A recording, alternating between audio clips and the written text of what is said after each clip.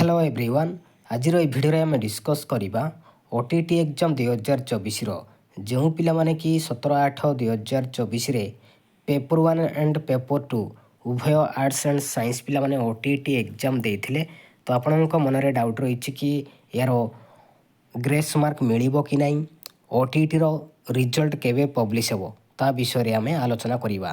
तो देखो जो पिला ओटीटी एग्जाम 2024 ओटीटी एग्जाम देते 17/8/2024 तो से दिन बहुत जगार वर्षा होता करेन्ट नाला तो पिला माने भलसे एग्जाम दे पारि नथिले तो पिला माने बीएससी को जाइकी लगातार भाव में स्ट्राइक करुले ग्रेस मार्क मिलू बोलिकी।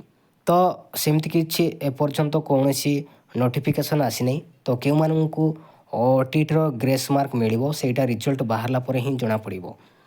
जे पर्यंत ओटीटी रिजल्ट बाहरी आमे जानी परिबा नहीं क्यों ग्रेस मार्क मिली क्यों ग्रेस मार्क मिलनी।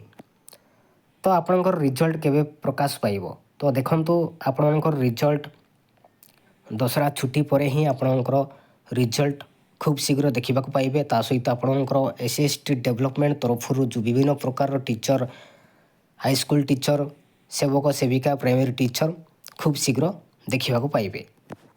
Thank you.